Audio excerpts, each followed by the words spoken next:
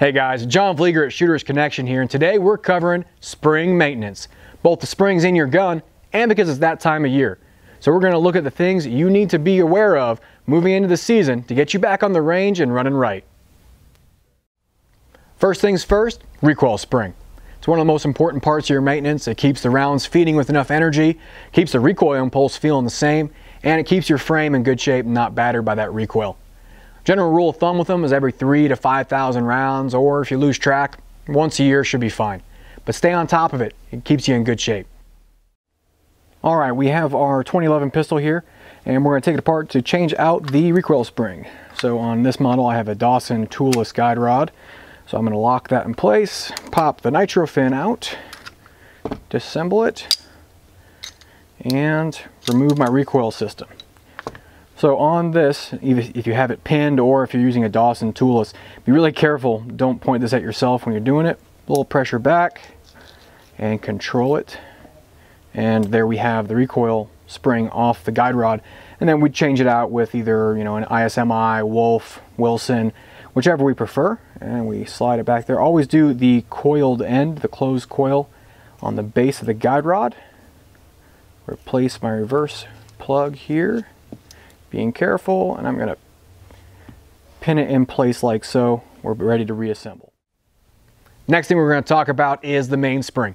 It's something a lot of people tend to neglect. You get between 50 and 100,000 rounds out of them as per the manufacturer, but replacing it is cheap insurance, especially if you're running the 15 or 17 pound spring.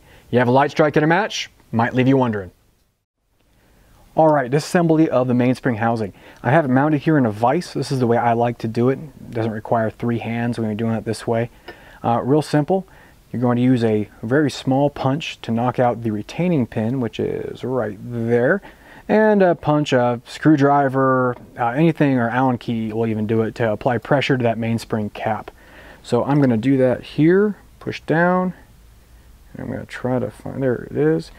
Keep applying pressure and wear iPro when you're doing this so you don't get blasted in the face. I remove my retaining pin, put it in a bin or something off to the side, and slowly release pressure on your mainspring cap. Now you will have your plunger down there still most likely, so make sure you grab that out to make sure you put it back in your replacement spring. So I like to run a 17 pound ISMI as well. There's Wolf out there, Wilson, a lot of options. I'm going to reassemble that plunger, make sure it sticks down in there, and I'm going to do the same thing in reverse. Now make sure you don't lose this little pin because it's really easy to get lost. Apply downward pressure, put the retaining pin in the hole, make sure it's locked in before you relieve pressure, and you're locked in. Give it a few pushes down, make sure it has full range of motion, and that's all you gotta do. Probably the most important spring in your gun is the magazine spring. You're going to want to change it out before you start having feed issues. Myself, I like to change it out about every 6 months. Get on a schedule to get yourself so you don't have to even think about it. All right, when we're doing our magazines, taking apart, I have a Dawson toolless base pad here. This is a FKS 11 kit I have in here. I have no idea how long I've had it in this mag. We're going to just do a quick check, see how much shrinkage we've had, and we have 1, maybe 2.5 coils shrinkage. This one's getting close, in my opinion, to needing to be replaced, so I'll probably change that out here soon. Simply open the bag, make sure your follower, when you buy a new kit, you trim it to how you like. If you want the slide to lock back or not, I recommend trimming it. As you see, this tab is completely ground off there.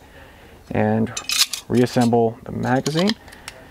Even if the magazine has been reliable for you in the past, I'd recommend changing them at regular intervals. This is a Generation 1 MBX mag I've had for about 2 years now, and I've changed the spring a few times. We take the base pad off, and we're going to check the spring up against a brand new one here with the same follower, and once again we see about 2 coils.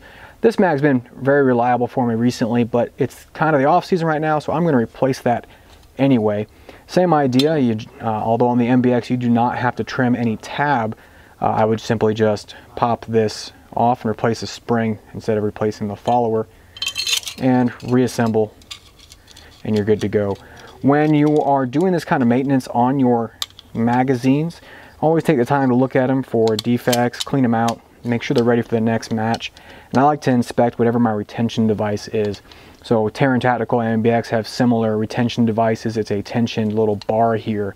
I like to make sure there's no grit keeping me from opening or closing that on a match.